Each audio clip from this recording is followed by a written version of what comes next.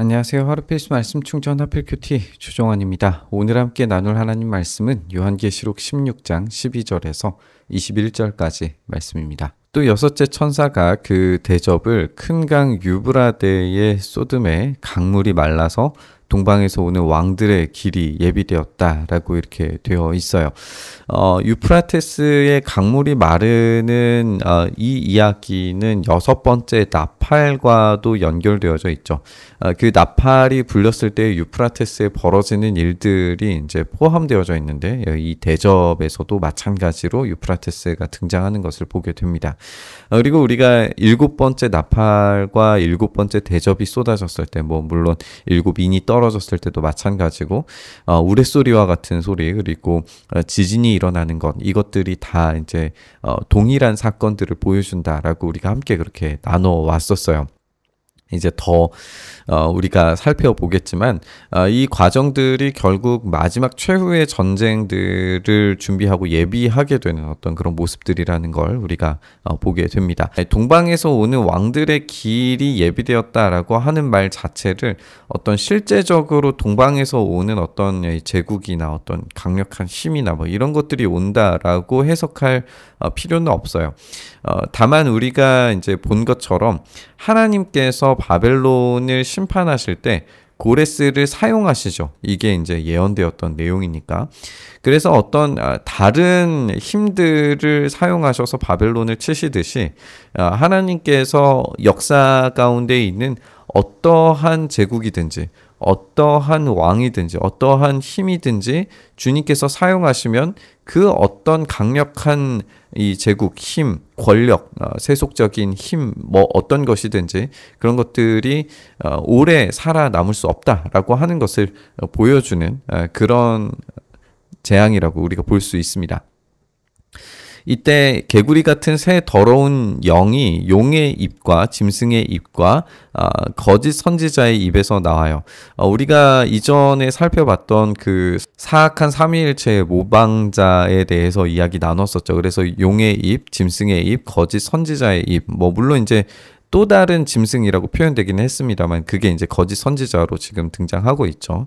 마찬가지의 역할이었습니다. 어쨌든 이 존재가 나오게 되는 것을 보게 되는데 여기 개구리 같은 새 더러운 영이라고 하는 것조차도 이제 삼위일체의 모방인 거죠.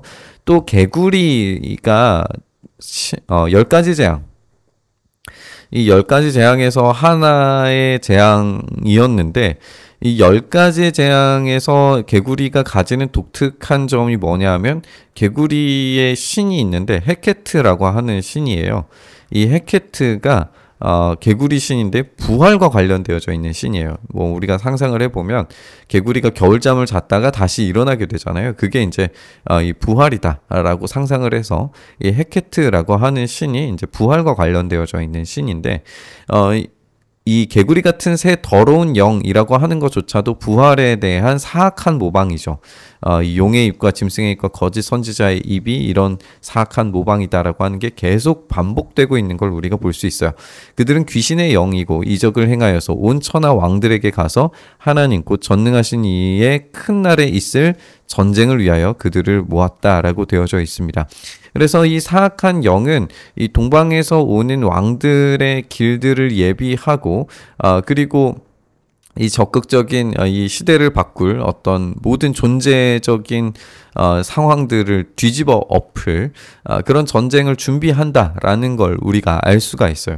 이 최후의 전쟁 가운데 과연 누가 승리할 것인가에 대해 우리가 읽게 되는 거죠. 보라 내가 도둑같이 오리니 누구든지 깨어서 자기 옷을 지켜 벌거벗고 다니지 아니하며 자기의 부끄러움을 보이지 아니하는 자는 복이 있다라고 이렇게 말씀하십니다.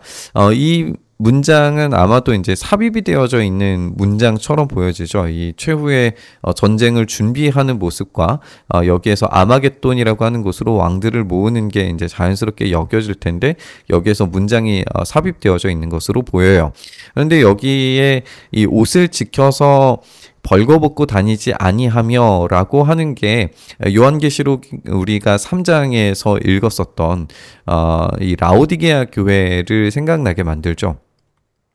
이 라오디게아 교회가 벌거벗음으로 인하여서 부끄러움을 당한단 말이에요. 그 교회가 그렇게 벌거벗고 다니지 않고 이 부끄러움을 가리기 위하여서 성도의 착한 행실, 그리고 타협하지 않는 믿음을 가졌을 때에 이 부끄러움을 당하지 않는다. 이게 도둑같이 온다라고 하는 점이 이제 이 삽입된 문장에서 우리가 볼 수 있는데, 그렇다면 이제 우리 성도들의 전쟁의 준비가 어떠해야 하는가를 보여주는 것으로 맥락으로 우리가 볼 수 있겠죠. 우리가 이전에 한번 그 본문이 있었는데, 여자와 더럽히지 아니한 자들, 그래서 이게 전쟁을 준비하는 모습 이다.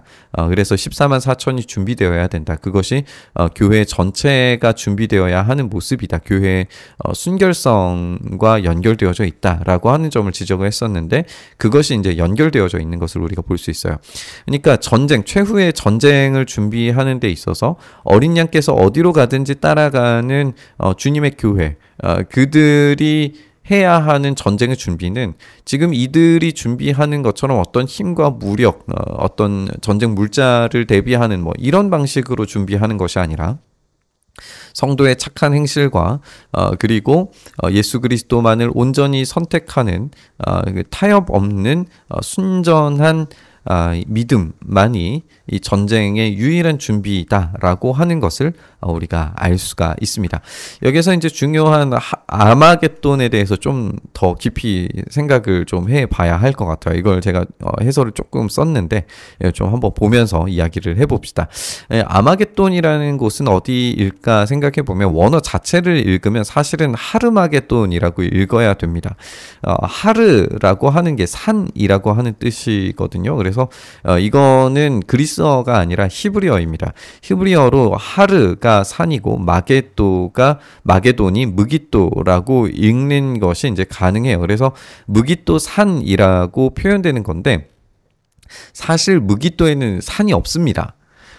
이 표현은 아마도 이제 스가랴에 등장하는 이 최종적 전쟁에 대한 묘사가 있는데, 예언이 있는데, 그걸 지금 인용하는 것으로 보여지거든요. 오늘 이 본문이 스가랴를 인용하는 것으로 보았을 때 스가랴에서는 전쟁이 벌어지는 것이 어디냐면 예루살렘이에요.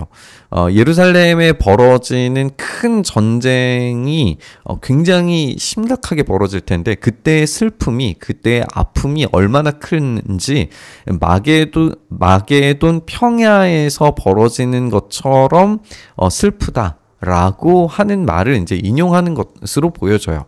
그렇다면 지금 여기에서 하르마겟돈이라고 하는 표현 자체를 무깃도 산이라고 우리가 이해하면은 장소 자체로는 좀 적절하지 않겠죠. 오히려 예루살렘을 이야기하는 거 아닌가라는 생각이 듭니다. 만약에 예루살렘이라고 한다면 이 마이클 하이저라고 하는 사람에 따르면, 이분은 조금 독특한 이제 해석을 여기에다가 첨부를 해요. 그래서 마이클 하이저라고 하는 분이 뭐라고 설명을 하냐면, 이 하르무깃도가 아니라, 하르마게돈이 아니라 하르모예드를 그리스어 음역으로 하다 보면은 하르마게돈이 된다라고 지적을 합니다. 이게 뭐 다 인정될 수 있는지는 잘 모르겠어요. 근데 어쨌든 해석상에서 굉장히 좀 자연스럽다고 인정이 되기 때문에 이제 스가랴 말씀을 인용하는 것을 어떻게 해석해야 될까를 좀 이해한 것 같은데, 어쨌든 하르모예드라고 그리스어 음역으로 읽으면, 하르모예드는 이사야에서 이 북극 지폐의 산으로 등장하거든요. 북극 지폐의 산은 뭐냐면 영적인 최종적 결정권이 이루어지는, 한마디로 말하면 천상회의 장소입니다. 이 천상회의 장소를 사탄이 이 높은 별, 북극성을 가진 자가 이것을 찬탈하려고 해요. 그런데 그것에 대해서 실패하고 땅에 떨어지게 되죠. 그리고 이 천상회의가 벌어지는 영적인 장소가 이 하르모예드, 이 마이클 하이저에 따르면 하르마겟돈인데, 이 하르마겟돈에서 천상회의 장소를 찬탈하려고 했던 시도가 1차적으로 실패했어요. 그게 십자가죠. 그 장소, 예루살렘에서 벌어졌던 그 천상회의의 장소에서 결국에는 사탄이 예수님께 치명상을 가하기 위해서 그 발 뒤꿈치를 문 것 같은, 그래서 십자가에 주님을 달려 죽게 만들었는데 결국엔 실패했단 말이에요. 그래서 머리가 깨졌어요. 이 전쟁은 거의 끝난 거나 다름없습니다. 그런데 이 세 영이 마지막으로 이 아르마게돈에서 다시 한번 이 천상회의 장소를 찬탈하려고 왕들을 모으는 건 거죠. 그러면 이제 해석이 굉장히 자연스러워지죠. 주님께서 다시 한번 이 십자가 부활의 능력으로 이 아마겟돈의 이 하르모예드 최고의 천상회의의 장소가 벌어지는 그곳에서의 전쟁에서 주님께서 완벽한 승리를 이루실 겁니다. 그게 우리가 앞으로 보게 될, 기대하게 되는 최종적 승리이게 되는 것이고, 이제 영적 예루살렘이 사라지고 온직 새 예루살렘만, 새로운 성전만 존재하게 되는 장면으로 우리가 변하게 되는 걸 읽게 될 거예요. 그렇게 생각을 하면 굉장히 해석상 자연스럽고 매끄러운 아마겟돈이 어디인가라고 하는 이 의미를 분명하게 찾을 수 있을 것 같습니다. 어쨌든 이 아마겟돈이라고 하는 곳이 최종적인 심판의 자리가 된다고 하면 주님의 그 십자가와 부활의 장소, 주님이 영적으로 승리하신 그 장소가 최후의 전쟁터, 최후의 승리의 장소가 된다는 점에서 너무나도 자연스럽게 우리 주님의 십자가 승리가 강조된다라고 볼 수 있을 겁니다. 일곱째 천사가 그 대접을 공중에 쏟음에 큰 음성이 성전에서 보좌로부터 나서 이르되 되었다라고 하시니 번개와 음성들과 우레소리가 있고 큰 지진이 있어서 얼마나 큰지 사람이 땅에 있어 온 이래로 이같이 큰 지진이 없었다. 이 장면 우리가 앞서 읽었던 것처럼 나팔이 불었을 때, 그리고 7인이 떨어졌을 때에 유사한 사건이 벌어졌다. 결국에는 이후에 최후의 심판이 어떻게 벌어질 것인가에 대해서 자세하게 설명되는 이야기로 이어지게 될 겁니다. 큰 성이 세 갈래로 갈라지고 만국의 성들도 무너지니 큰 성 바벨론이 하나님 앞에서 기억하신 바 되어 그의 맹렬한 진노 포도잔을 받게 됩니다. 우리가 앞서 유브라데와 관련되어서 바벨론이 어떻게 멸망했는가와 연결되어져 있다라고 읽었었는데, 그때는 이제 다른 타국의 동방에서 오는 어떤 이 왕들의 세력으로 심판을 하신 거였다면, 이제는 하나님께서 직접 심판을 하시는 거죠. 맹렬한 진노주 포도주 잔을 이제 받게 만드시는 것을 우리가 보게 됩니다. 그게 얼마나 강렬한지 섬도 사라지고 산악도 사라집니다. 그리고 무게가 1달란트나 되는 큰 우박이, 이것도 이제 10가지 장에서 등장했었죠. 이 우박 심판이 하늘로부터 사람들에게 내려서 완전히 초토화되는 것을 우리가 보게 됩니다. 문제는 뭐냐면 이렇게 초토화되는 과정 가운데에서 사람들이 그 우박 재앙 때문에 하나님을 오히려 비방합니다. 그래서 그 재앙이 더욱더 심하게 커지는 것을 우리가 보게 됩니다. 우리가 살펴본 것처럼 이 최종적인 천상회의 장소를 찬탈하기 위하여 사탄은 끊임없이 우리 주님을 모욕하고 우리 주님의 그 다스리심과 통치의 권위를 자기의 것으로 만들려고 합니다. 그러나 그 모든 시도가 결국에는 하나님을 모욕하는 것이기 때문에 그들이 스스로 당하게 될 재앙을 더욱더 크게 만든다는 사실을 우리가 더 분명하게 알 수가 있습니다. 우리가 함께 살펴본 것처럼 이 아마겟돈이라고 하는 장소가 이 사탄이 주님의 자리를 찬탈하려고 시도하는 것이다 라고 하는 것을 우리가 함께 살펴봤습니다. 그것이 최후의 전쟁으로 가면 갈수록 더욱더 선명하고 강력하게 일어날 거라는 걸 우리가 알게 됩니다. 그러나 작은 전투들인 우리에게서도 우리의 이 왕좌에 과연 우리 스스로 앉으려고 한다면 그곳이 아마겟돈 전쟁과 같은 것이 아닌가라는 생각이 좀 들었습니다. 나의 인생의 최고의 자리, 최고의 이 의결 기구가 오직 주님의 선택과 주님께서 이끌어 가시는 방향대로 가면 참 좋을 텐데 그러지 못할 때가 많죠.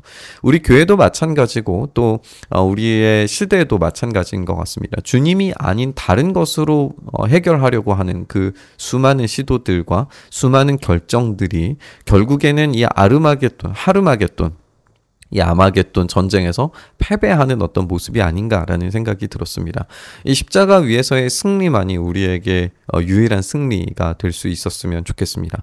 주님께서 가시는 그 길 가운데 우리의 삶이 놓여지기를 간절히 바라고 소망하며, 이 전쟁에서 우리가 승리할 수 있기를 바라며, 우리의 벌거벗은 것들이 우리의 착한 행실, 타협하지 않는 믿음으로 가리워지길 바라며 우리 묵상의 자리로 나아가시죠.